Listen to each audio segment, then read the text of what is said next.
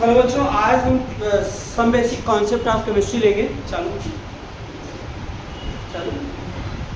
तो some basic concept of chemistry हम लेंगे बेटा, ठीक है ना। उसमें क्या क्या इंपॉर्टेंट चीज़ें आपको पढ़ना है, देखिए एक शॉर्ट में फटाफट इसको समझाते हैं पीछे से, ठीक है ना। पीछे से बताते हैं कहाँ से शुरू करें, नंबर ऑफ मोल से शुरू करें। Some basic concept of chemistry का कॉन्सेप्ट ऑफ केमिस्ट्री का क्या लेते हैं, क्विक रिवीजन ले लेते हैं। क्या लेते हैं, क्विक रिवीजन। एक तो बेटा इसमें क्या करना है आपको, लॉज करना। क्या करना है, लॉज। लॉज कौन कौन से हैं, लॉ ऑफ केमिकल कॉम्बिनेशन,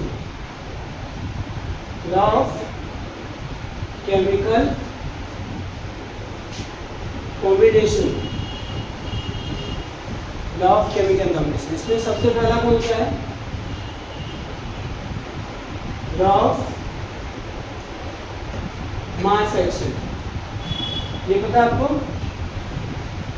अरे लॉ ऑफ मास एक्शन, ये तो इक्विलिब्रियम का। Law of conservation of mass, law of conservation of mass क्या होता है, mass neither be created nor be destroyed. मतलब हम ये कह सकते हैं, स्टेटमेंट होगा इसकी, सुनो ध्यान से। Mass neither be created nor be destroyed in a chemical reaction. इसका मतलब क्या होगा, टोटल मास ऑफ, बोलो जल्दी से, total mass of reactant is equal to किसके होगा, टोटल मास ऑफ क्या होगा, प्रोडक्ट। ये हो गया। दूसरा है बेटा सेकेंड लॉ, जल्दी से करते हैं। Law of constant proportion. Law of क्या होता है, कांस्टेंट प्रोपोर्शन। मतलब इनकी स्टेटमेंट आपको लर्न होनी चाहिए। लॉ ऑफ कांस्टेंट प्रोपोर्शन, ठीक है ना। It state that in the given compound element always present in the fix ratio by मास। क्या होगा, in the given compound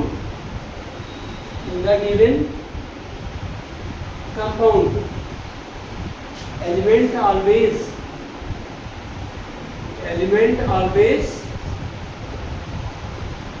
present in fixed ratio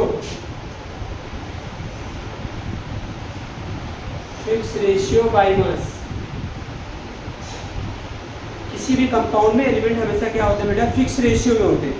तीसरा लॉ है बेटा, लॉ ऑफ, बताओ जल्दी जल्दी, लॉ ऑफ, क्वेश्चन भी देना ना मुझे, law of multiple proportion. Law of क्या हो जाएगा, मल्टीपल प्रोपोर्शन, ठीक है ना। ये क्या कहता है, व्हेन टू डिफरेंट एलिमेंट, याद रखना इसको लॉज वगैरह, when two different element combine form more than one compound, mass of the one element combined with the fixed mass of another element, so the simple whole number ratio। जैसे क्या है, carbon और क्या है, oxygen. ये carbon और oxygen दोनों combine करते हैं तो क्या बनाते हैं, कार्बन मोनोऑक्साइड, और क्या बनाते हैं, कार्बन डाइऑक्साइड। इसमें किसका मास फिक्स है बताइए, कार्बन का मास फिक्स है, देखो 12 है। और किसका मास फिक्स नहीं है, ऑक्सीजन का। इसमें ऑक्सीजन का मास कितना है और इसमें कितना बेटा, इनका रेशियो क्या होगा, 1:2। क्या होगा, 1:2। आपने फर्स्ट चैप्टर नहीं पढ़ा था ना बेटा, आपका रिवाइज हो जाएगा, ध्यान रखना। तो यही तो कहा था, when two different element combine form more than क्या होगा, one compound, mass of one element that combined with the fix mass of another element. मतलब किसकी बात हो रही है, ऑक्सीजन की। So the simple whole number ratio by mass. ये देखिए, ऑक्सीजन जो है कार्बन की फिक्स मास से दोनों में कंबाइन कर रहा है ना। ऑक्सीजन का मास यहाँ पे कितना, 16, यहाँ पे कितना, तो इसका रेशियो क्या होगा, 1:2 होगा ना। अच्छा, फोर्थ वाला लॉज, कौन सा लॉ है बेटा, ठीक है ना।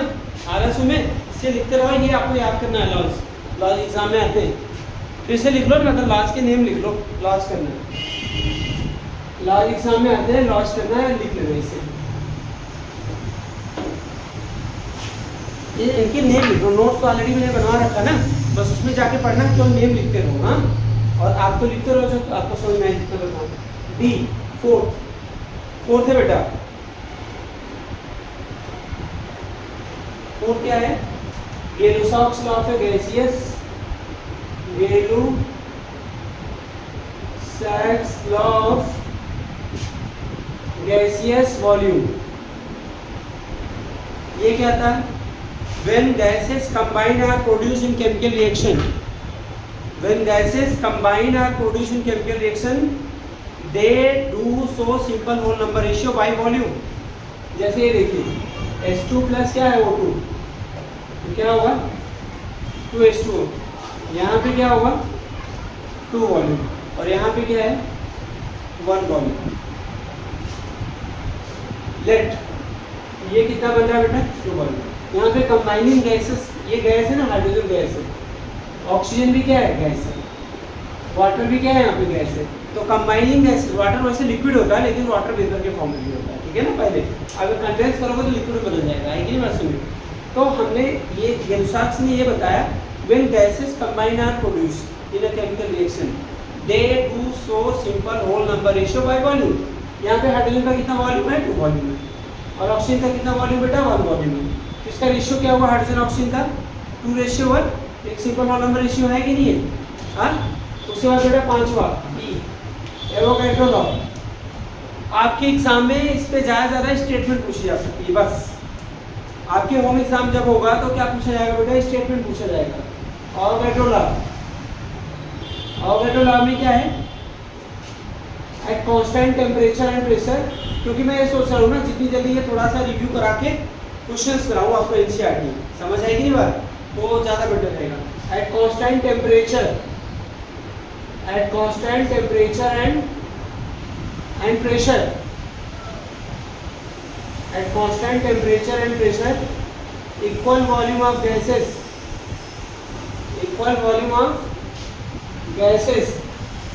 contains equal number of molecules, contain equal number of molecules। ये होगा बेटा, ठीक है ना। एटॉमिक मास आपको पता है सबको, हाँ एटॉमिक मास पता है ना। देखो 1 से 30 तक याद रखो, ज़्यादा कोई डेफिनेशन वगैरह। एक बार डेफिनेशन इसकी पूछी जाती तो कैसे करोगे, the mass of an atom how much heavier to the, क्या होगा एटॉमिक मास क्या होगा, the mass of an atom how much heavier to the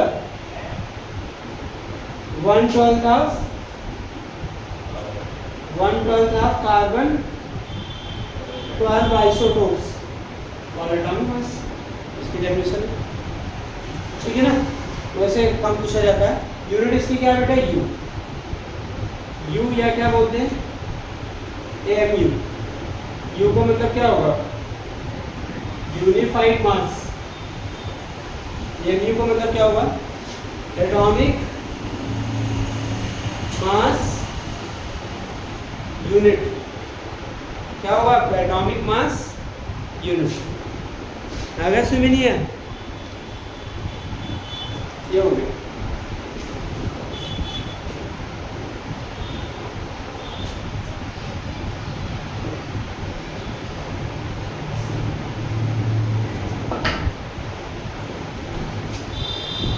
mass of the atom how much heavier to the, क्या होगा 1/12 of carbon 12 isotopes, ठीक है ना। Molecular मास क्या होता है बेटा, मॉलिक्यूलर मास क्या होता है बोलो। हाँ मॉलिक्यूलर मास। अच्छा मॉलिक्यूलर मास से पहले एक चीज़ और डिस्कस कर लेते हैं बच्चे, ग्राम एटॉमिक मास क्या होता है। ग्राम एटॉमिक मास, हाँ एटॉमिक मास इन ग्राम क्या होता है, एटॉमिक मास इन ग्राम, एटॉमिक मास इन क्या होगा ग्राम, समझ आएगी नहीं बात। एटॉमिक मास इन क्या होगा ग्राम, मतलब मास ऑफ फॉर्मूला क्या होगा mass of formula.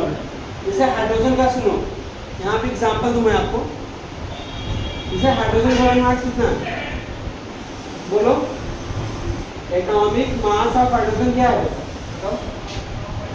Atomic mass of hydrogen कितना 1 U है? एटॉमिक मास ऑफ हाइड्रोजन कितना 1 U है? हाँ, इसका ग्राम एटॉमिक मास कितना होगा? 1 ग्राम होता है ना, 1 ग्राम। इन दोनों में डिफरेंस क्या है? ये कितना है? सुनो, ये मास ऑफ 1 एटम और ये क्या है? Mass of 1 mole of atom है। समझो इस बात को, क्या है? Mass of 1 mole of atom है ना, जो ग्राम में कर दिया गया वही किसका होगा? 1 मोल एटम का मास होगा। क्या होगा? Mass of 1 mole of atom. बेटा दरवाजा बंद कर देना। मास ऑफ क्या हो जाएगा? 1 मोल ऑफ एटम। आई बात सुनी नहीं आई? हाँ, ये ध्यान रखो। अच्छा, मॉलिक्यूलर मास अभी बताया। Sum of the atomic masses of, sum of क्या होगा? Atomic masses of different atom in the क्या होगा? मॉलिक्यूल। इस कॉल क्या होगा? Molecular mass. जैसे ये क्या है आपका? H2O क्या है? मॉलिक्यूल है। इसमें मॉलिक्यूलर मास क्या होगा बेटा? बोलो 18 U। कैसा है? बोलो 18 U कैसा है? 2 इंटू क्या होगा? 1 U प्लस 1 इंटू क्या होगा? 16। तो क्या होगा? 2 U प्लस क्या होगा? 16 U। ये किसके इक्वल हो जाएगा? 18 U के इक्वल हो जाएगा। किसके इक्वल हो जाएगा? 18 U के इक्वल हो जाएगा। आई बात समझ नहीं है? अच्छा, अब मैं इसी को कहूँ ग्राम मॉलिक्यूलर मास क्या होगा बेटा? ग्राम मॉलिक्यूलर मास क्या होगा? 18 ग्राम पर मोल। क्या होगा? 18 ग्राम। ग्राम मॉलिक्यूलर मास पूछा जरा। अच्छा, इसी को मोलर मास बोल दें। Molar mass of water, molar mass of water 18 ग्राम पर मोल, क्योंकि मोलर मास की यूनिट ग्राम पर मोल होती है। अब मोलर मास की डेफिनेशन क्या होती है? Mass of 1 mole of substance. और क्या होगा? Molar mass. आगे से भी नहीं है, चलो ये तो समझा हुआ। आप फटाफट करते हैं। फॉर्मूला मास है, इसके बाद क्या है? फॉर्मूला मास है ना, क्या बेटा? Formula mass. एक एवरेज एटॉमिक मास बताना भूल गया था, बताता हूँ, ठीक है ना। फॉर्मूला मास क्या होगा? Sum of the atomic masses of the different atom in the formula. जैसे NaCl है, सोडियम आपके लिए ज्यादा स्पेशली है बेटा, रिवीजन। NaCl का मास कितना है? क्योंकि तुमने पढ़ा नहीं है इसको। हमने कहा कि sum of atomic masses of different, इन लोगों को तो आता है मोस्टली। ये क्या है आपका? आप बहुत सीरियसली लेना, इसको घर जाके पढ़ो। 23 U क्या होगा? 23 U। और इसका क्या हो जाएगा? 35.5। तो कितना हो जाएगा? 58.5। आई बात सुनी नहीं आई? हाँ, तो फॉर्मूला में क्या होगा? Formula mass sum of the atomic masses of different atom in the formula is called क्या होगा? Formula mass. आगे से भी नहीं है?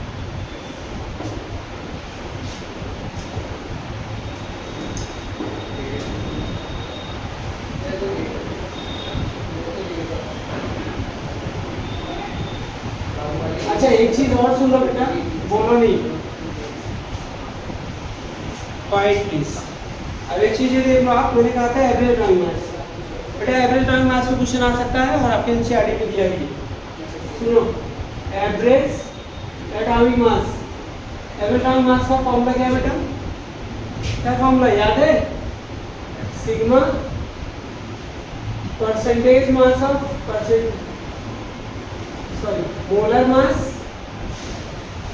Molar mass of isotopes.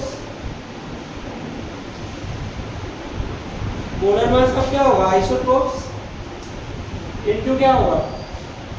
Percentage relative abundance. Percentage relative abundance अपन किसके हो जाएगा? 100। परसेंटेज रिलेटिव एबंडेंस अपन किसके हो जाएगा? 100।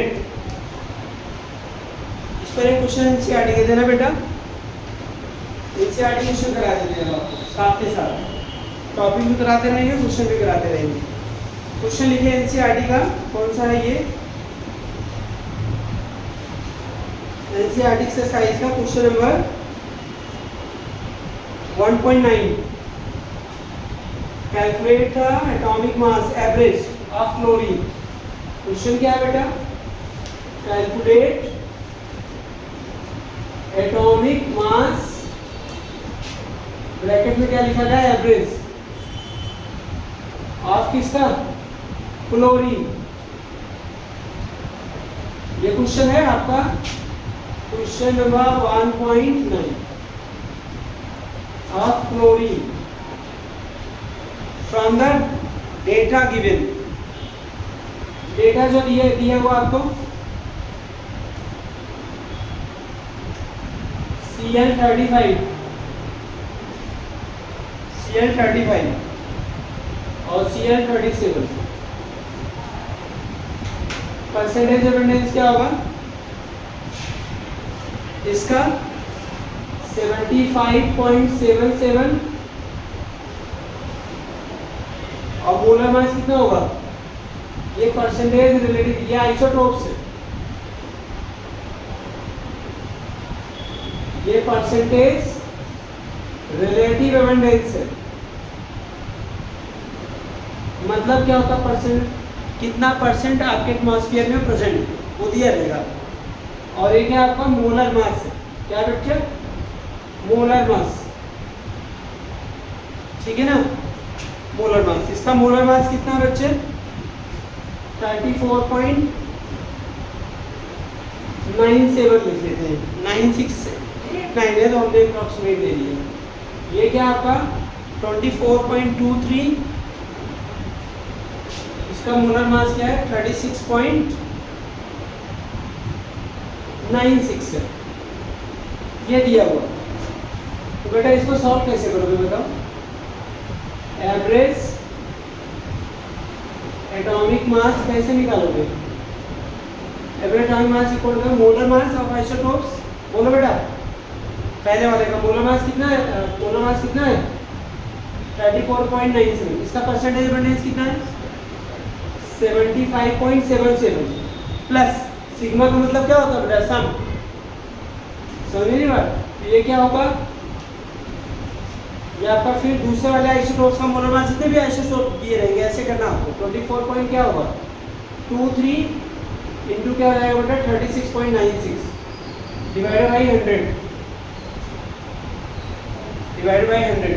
इसको सॉल्व कर लिया ना बेटा तो कितना आ जाएगा? 35.5। सॉल्व बहुत केयरफुली करना, कैलकुलेशन लंबी है। आई ना बस में, ठीक है ना? तो मतलब ये फॉर्मूला याद रखना, इस पर क्वेश्चन बन सकता है। चलो थोड़ा सा पढ़ा दे, फिर आपको मोल कंसेप्ट वाला क्वेश्चन देते हैं। मोल कंसेप्ट सुना आपने? मोल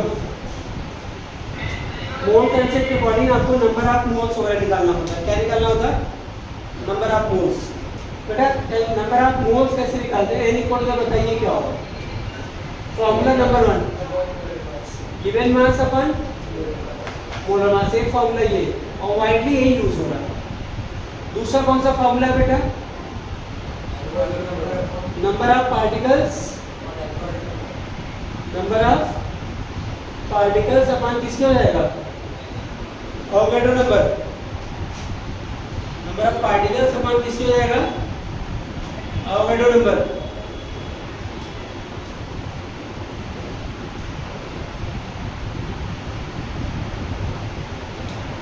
ये वाला फॉर्मूला है।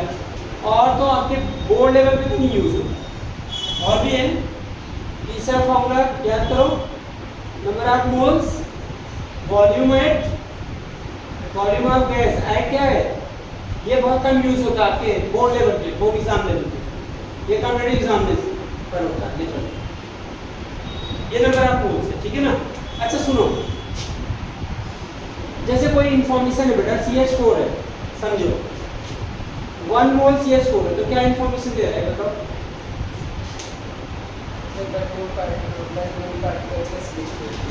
ये इंफॉर्मेशन दे रहा है कि 1 मोल CH4 है। यहाँ मैं पूरा लिख देता हूँ आपको। 1 मोल CH4 है, तो क्या इंफॉर्मेशन दिया? इसमें 1 मोल C है और 4 मोल क्या है इसमें? H। कैसे पता लगा बताओ? समझ आ रहा है ना? 1 मोल CH4 में कितने मोल C है? अच्छा कितने एटम होंगे? एक चीज तो आपको मैंने बताया नहीं, 1 मोल ऑफ एनी एंटिटीज, कोई भी एंटिटीज होगा, सुन लो ध्यान से, 1 mole of any entities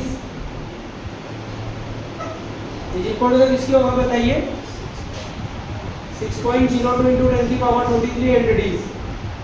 entities का मतलब क्या है? एंटिटीज का मतलब होता है एटम्स, मॉलिक्यूल्स, आयंस, कोई भी 1 मोल होगा। तो 1 मोल के स्कोर में 1 मोल क्या होगा, C होगा, और 4 मोल क्या होगा, H होगा। कितने एटम होंगे अगर इसमें पूछो तो? 1 मोल C में कितने में एटम होंगे कार्बन? 6.02 into 10 की पावर क्या होगा, 23 कार्बन एटम होगा ना, ये कार्बन एटम हो गया। और यहाँ पे 4 इंटू क्या हो जाएगा, समझ आ रहा कि नहीं आ रहा? हाँ, अब एक क्वेश्चन मैं आपको देता हूँ इस पर बेस, ठीक है ना, एक क्वेश्चन देता हूँ आपको, मोल कंसेप्ट। देखो इतनी चीजें याद रखो मोल में, बहुत कुछ नहीं याद करना आपको, एग्जाम के पर्पस के लिए। अगर आपको पास होना, अच्छे नंबर लाना है तो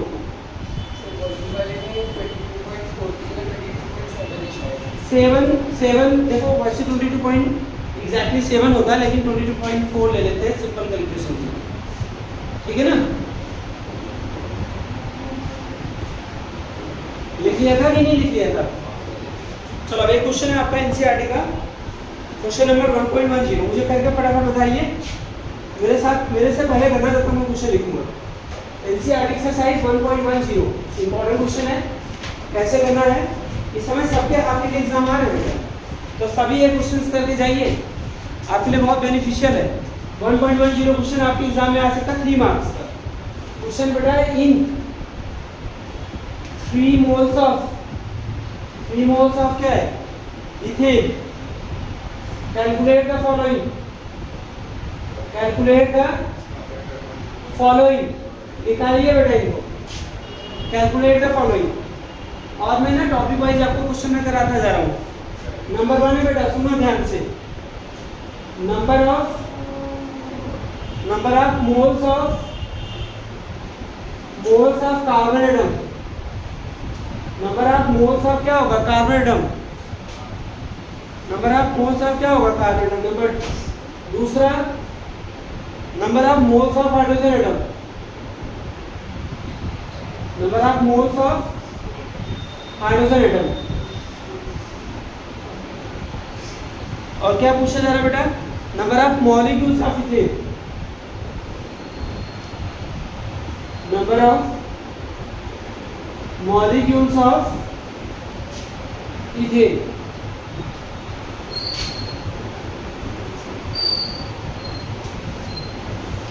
number of molecules of ethane, हाँ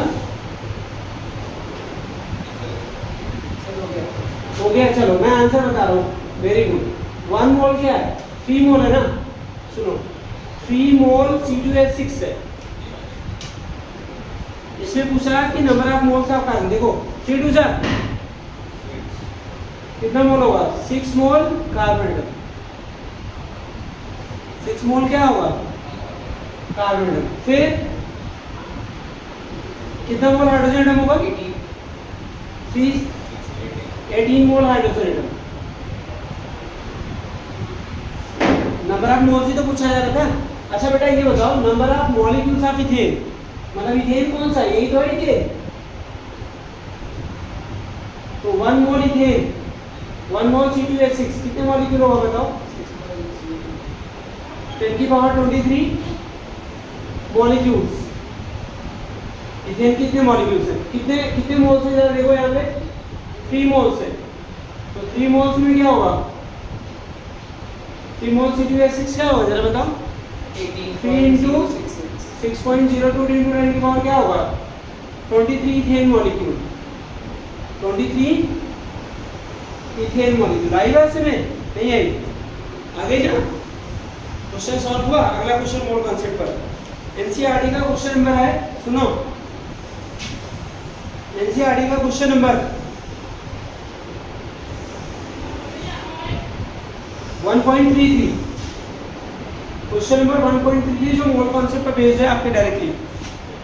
क्या पूछा, calculate the number of atoms, calculate the number of atoms each of the following, in each of the following, number 1 ये आपका क्या 52 moles of argon, number 2 52 U of helium, U of helium, और क्या है third 52 gram of helium,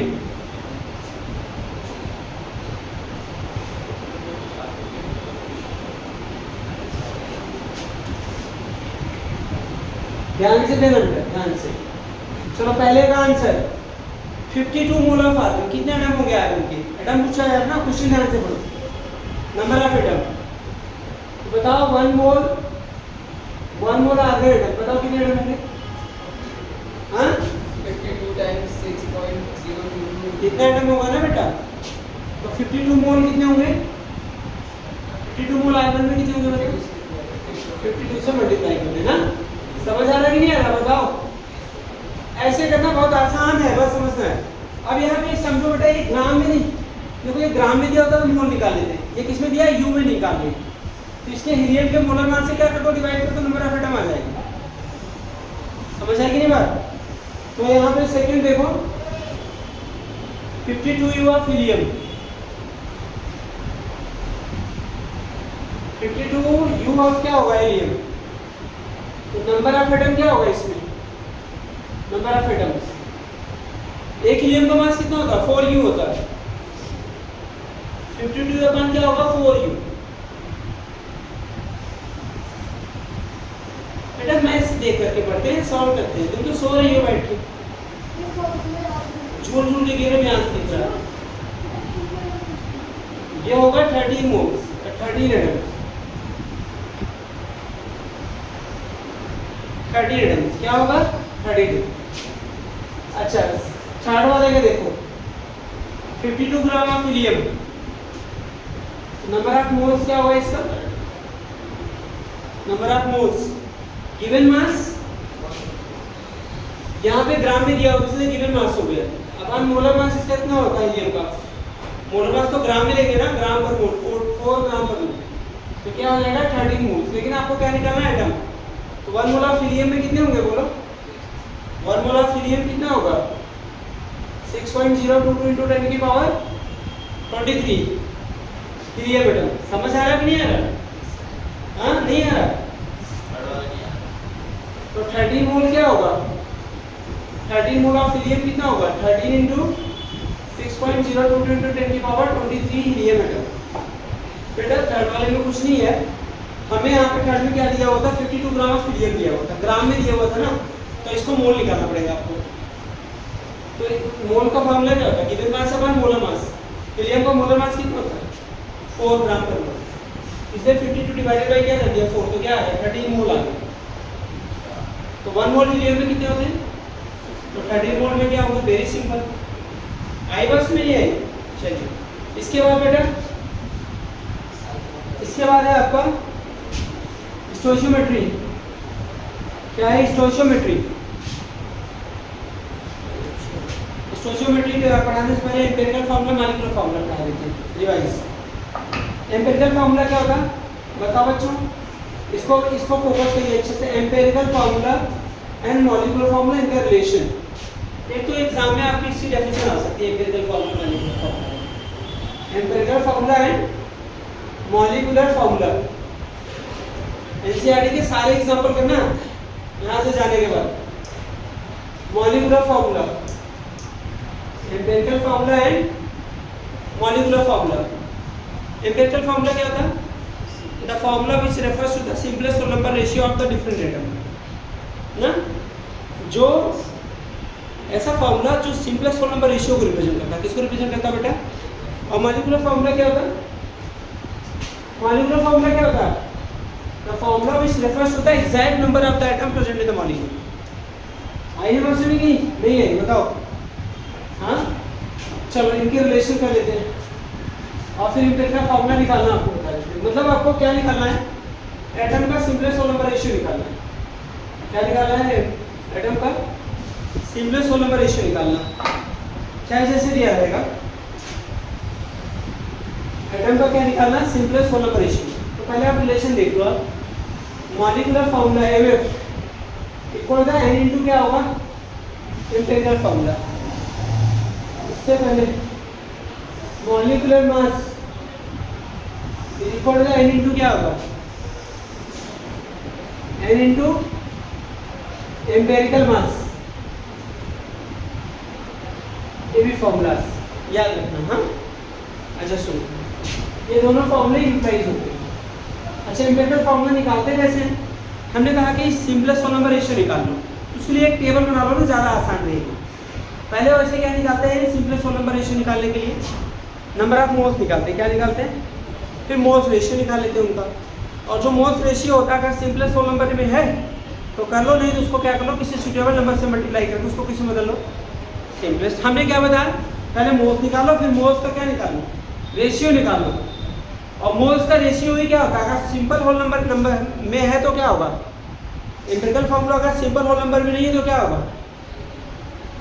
उसको suitable number से multiply कर लो तो सिंपलेस्ट होल नंबर में कन्वर्ट हो जाएगा। मान लीजिए फ्रैक्शन में हो आई मास में, उसके लिए क्या फार्मूला होता है? उसके लिए एक टेबल बना लो, तुम्हारे लिए आसान रहेगा। क्या है वो? सिंबल ऑफ एलिमेंट, मतलब उसके फार्मूले में कौन कौन से एलिमेंट हैं? Symbol of element,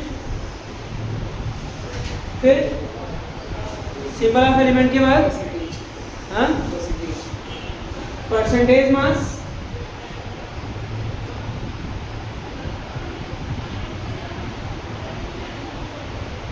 percentage mass of element, फिर क्या है? फिर आपको जो दिया रहेगा एटॉमिक मास, क्या दिया रहेगा? एटॉमिक मास आपको पता ही है ना, क्या रखना है? Atomic mass. फिर इसके बाद क्या निकाल लो? Number of moles. Number of moles कैसे निकलेगा? गिवन मास अपन molar mass, number of moles. फिर मोल्स रेशियो निकालो। क्या निकाल लो? Moles ratio. फिर क्या हो जाएगा? Simplest whole number ratio. क्या हो जाएगा? Simplest whole number ratio. अच्छा, इसके हम इसको समझाने के लिए आपको मैं दो क्वेश्चन करा देता हूँ एम्पिरिकल फार्मूला पर बेस्ड। आपके एनसीईआरटी का एक एक्सरसाइज का है। एक्सरसाइज का क्वेश्चन नंबर 1.3 देखो जल्दी से। Determine the empirical formula of an oxide of iron. क्या बेटा? Determine the empirical formula of an oxide of iron which has 69.9% iron and 30.1% dioxygen. मतलब आयरन ऑक्साइड है, दो एलिमेंट है बेटा, आयरन और क्या है? ऑक्सीजन। सुनो ध्यान से, इनके परसेंटेज मास दिए हैं क्वेश्चन में। आयरन का बेटा 69.9, iron and 30.1% die oxygen.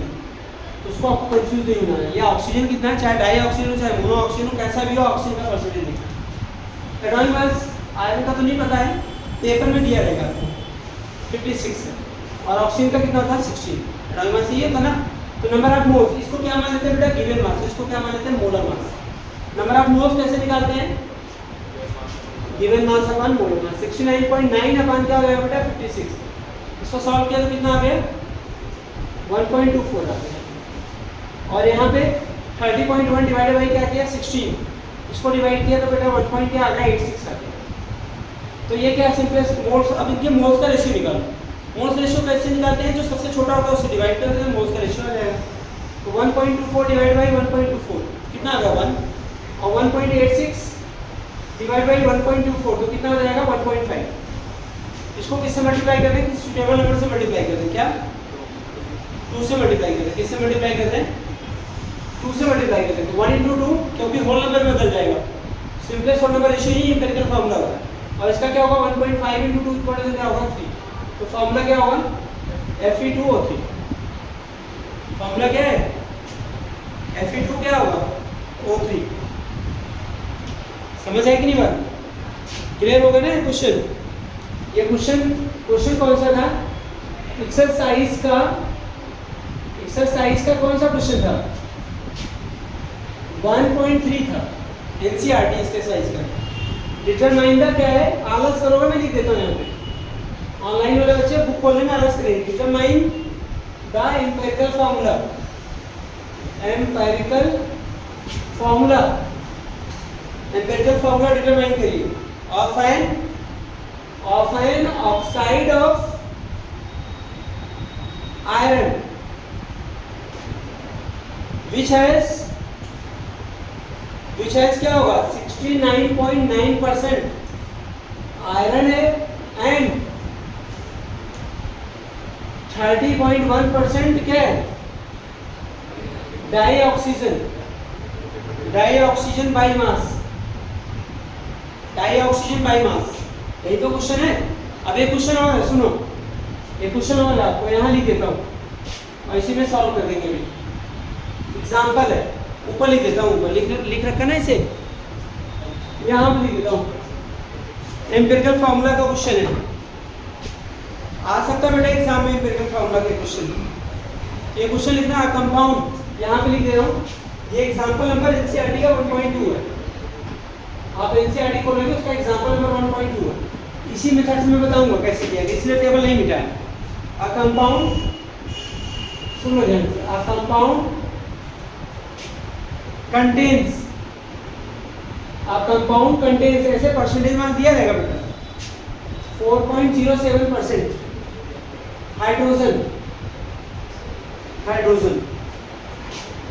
24.27% carbon and 71.65% क्या है आपका क्लोरीन। इट्स मोलर मास, सुनो, its molar mass 98.96 gram. What are its, सबसे बड़ी चीज है याद रखना, what are its empirical and molecular formula. What are its empirical and molecular formula?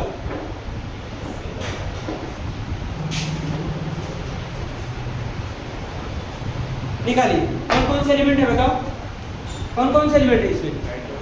Carbon है, हाइड्रोजन है और क्या है? क्लोरीन है। इनके परसेंटेज मार्क्स दिए कितने बताओ? 4.07% और हाइड्रोजन के और कार्बन के कितने? 24.2%, 27% और इसका हाइड्रोजन का 4.07% और क्लोरीन का 71.65% ना।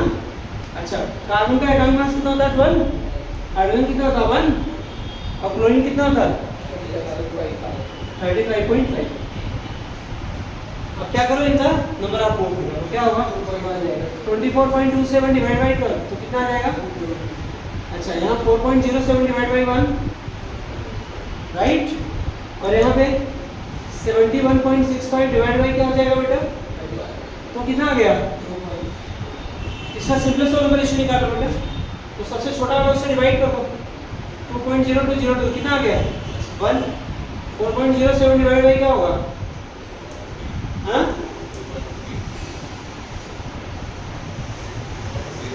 2 आ गया, 2.3 2 अप्रॉक्सीमेट, और यहाँ पे 2.02 अपन 2.02 तो क्या होगा?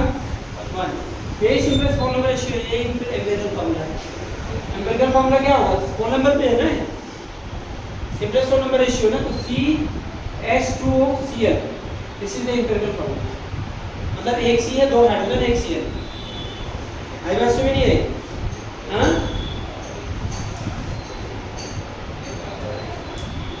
आ गई बात सुने? अच्छा, मॉलिक्यूलर फॉर्मूला कैसे निकालेंगे? मॉलिक्यूलर फॉर्मूला क्या है? n इंटू एम्पिरिकल फॉर्मूला, तो इसका मतलब n निकालना। n कैसे निकालेंगे? एक फॉर्मूला और था ना, molecular mass equal to n into क्या था?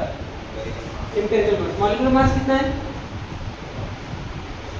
और n, एम्पिरिकल मास निकालो बेटा। 49.5 और लगभग n की वैल्यू कितनी आ गई? 2। तो बन गया मॉलिक्यूलर फॉर्मूला आपका। 2 इंटू कितना होगा CH2Cl, तो क्या हो जाएगा C2H4Cl2, C2H4Cl2।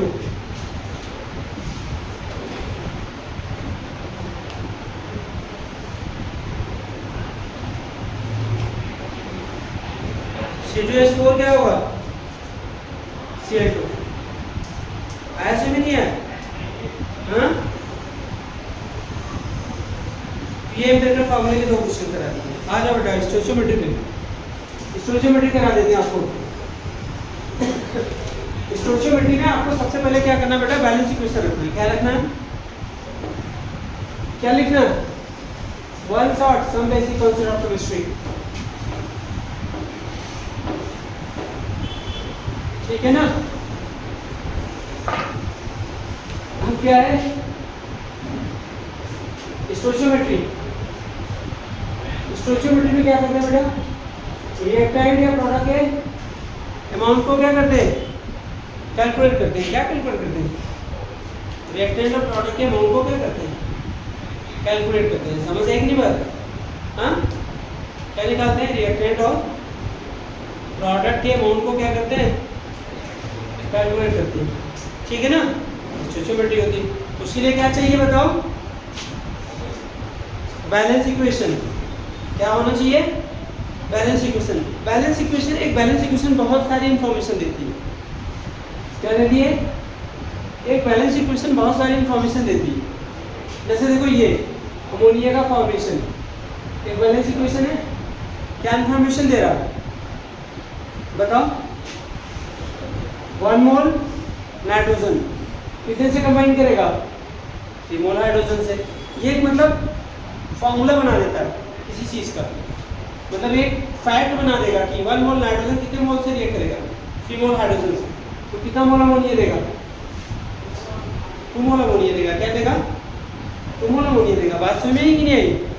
अच्छा अब इसी को ग्राम में कर ले बेटा, हाँ नाइट्रोजन, इसके आगे कोई स्टोइचियोमेट्रिक कोएफिशिएंट है नहीं है, तो 1 मोल माना जाएगा ना। ये तो मॉलिक्यूल है ना, ठीक है ना। ये क्या है आपका मॉलिक्यूल है। समझ आएगी नहीं बात। क्या टाइम हो रहा है बेटा, 53 हो गए।